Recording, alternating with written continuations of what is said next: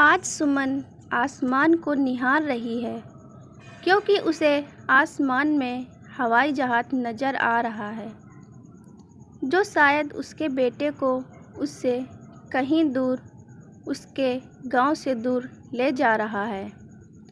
आँखों में आंसू बह जा रहे हैं, लेकिन वह अपने दिल की बात किसी को बता नहीं पा रही है। होंठ काँपते काँपते रुक जाते हैं क्योंकि उसे डर है कि कहीं उसके आंसुओं को उसके पति दीनानाथ ना देख ले। तभी उसे पीछे से आवाज़ आती है, दीनानाथ, अरे सुनती हो? मैं थोड़ा खेत की तरफ जा रहा हूँ। रामू काका ने मुझे कुछ सलाह के लिए बुलाया है।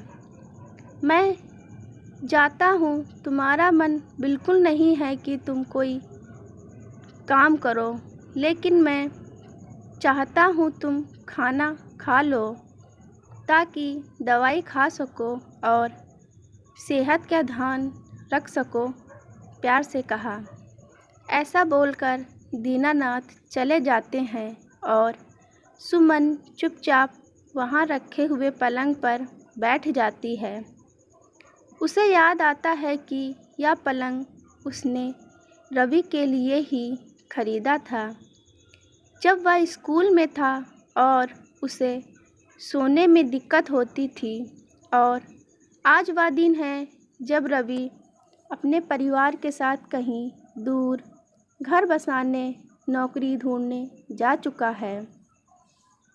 सुमन उठकर किचन की तरफ जा रही है। उसी समय उसकी पड़ोसन सुनैना आ जाती है और पास आकर कहती है, क्या हुआ, तुम अभी रो रही हो?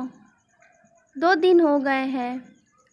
अब वह अपने पत्नी और बच्चों के साथ खुशी खुशी अपने घर में रह रहा होगा और तुम यहाँ आंसू बहा रही हो।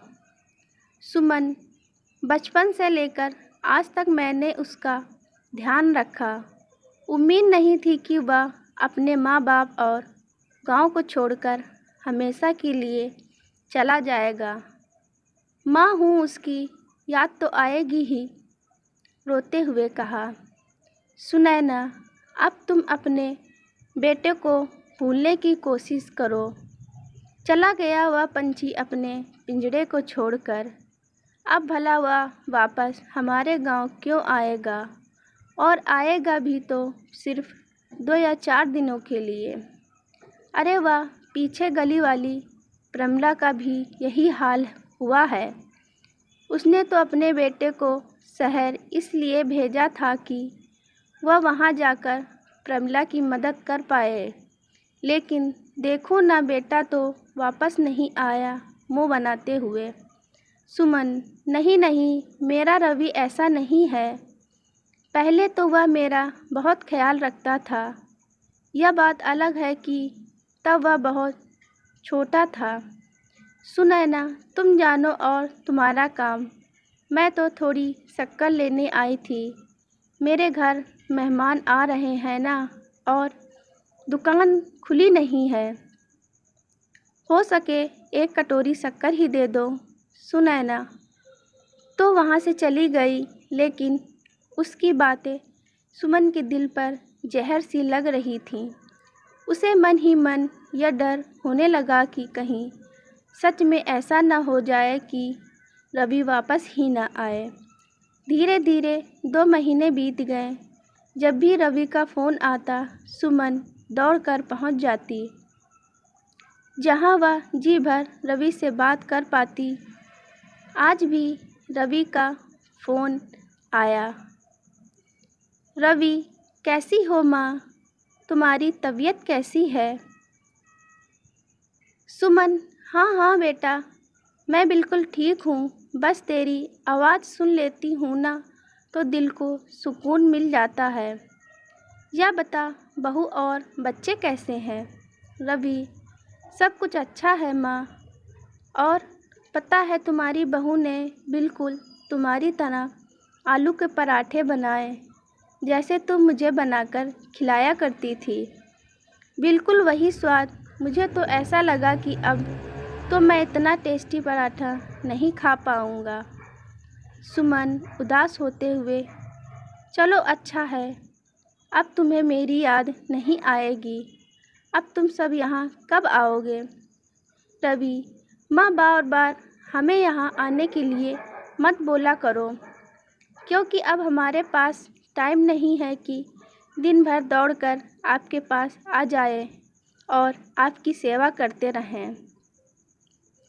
यहाँ अपने बच्चों का एडमिशन भी करवाया है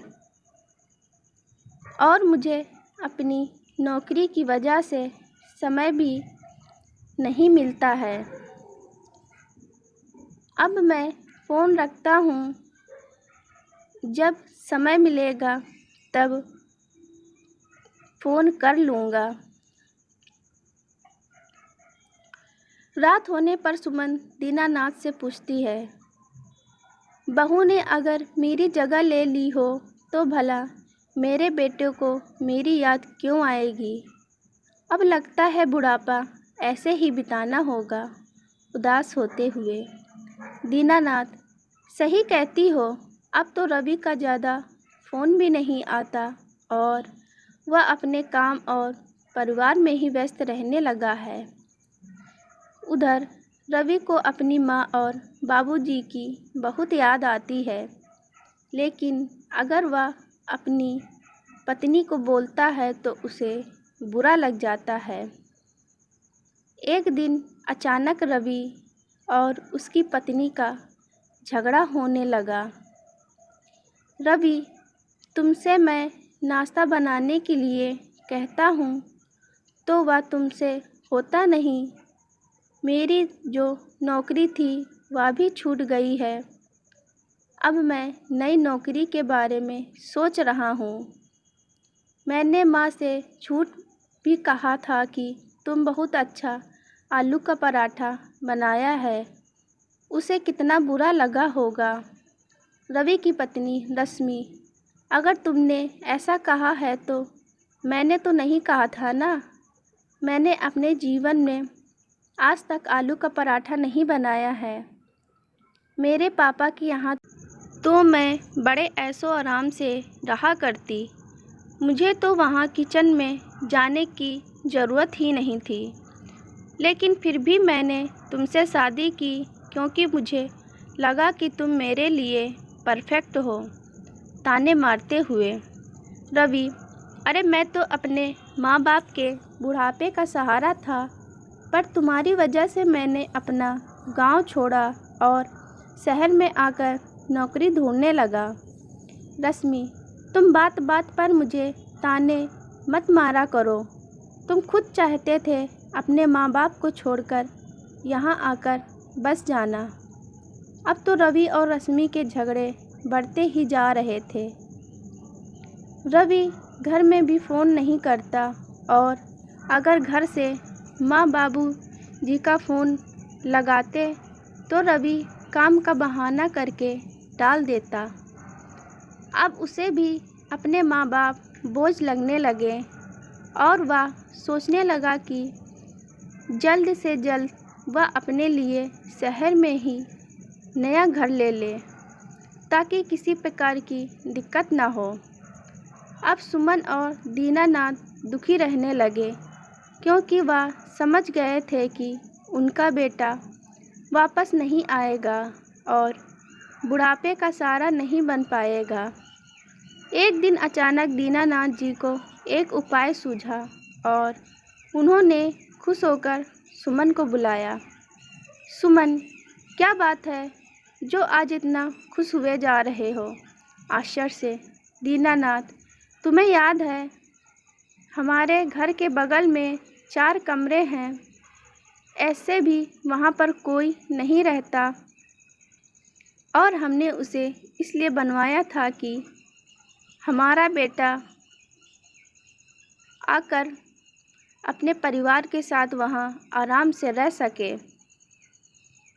लेकिन अब वह यहाँ नहीं आएगा और इसलिए मैंने सोचा है कि क्यों ना हम उन कमरों को स्कूल और कॉलेज में पढ़ने वाले बच्चों को किराए से दे दें, ताकि हमारे लिए वह बुढ़ापे का सहारा बन सके और उनकी बदौलत ही हम आगे खुश रह सकें।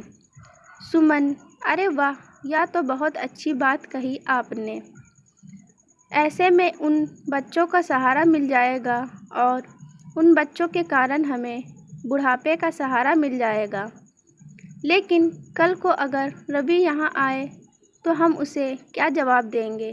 सोचते हुए दीनानाथ, जो रवि ने स्वार्थ के लिए हम बूढ़े माँ बाप को छोड़कर दूसरे शहर में जाकर बस गया और अब तो वह हमें पूछता भी नहीं, ना ही फ़ोन करता है, ना यहाँ आता है।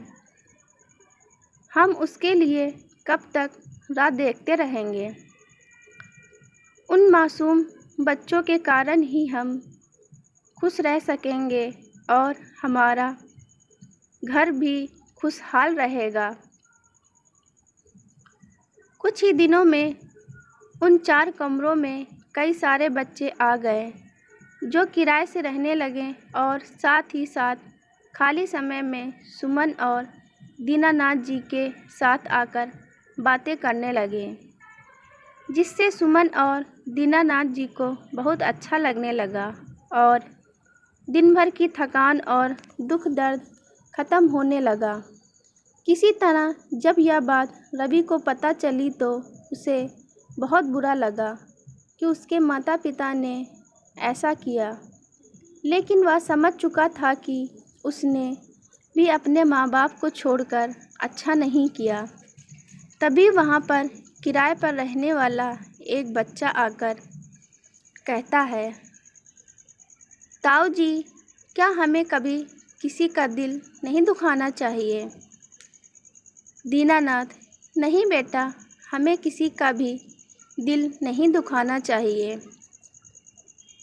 क्योंकि जब भी हम किसी का दिल दुखाते हैं ना, तो हमारा ही बुरा होता है।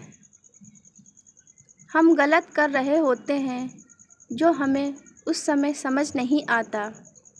ऐसे में अच्छा होगा अगर हम सबको खुश रखें, तो हम हमेशा खुश रह सकेंगे और हमेशा उम्मीद उन्हीं से रखो जो तुम्हारे उम्मीद पर खरे उतर सकें।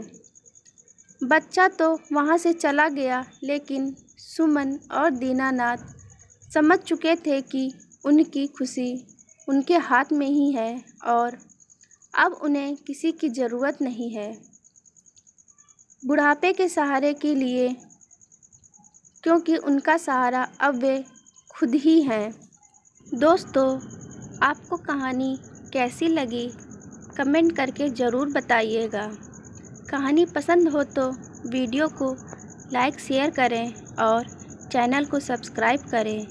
वीडियो को पूरा देखने के लिए बहुत बहुत धन्यवाद दोस्तों।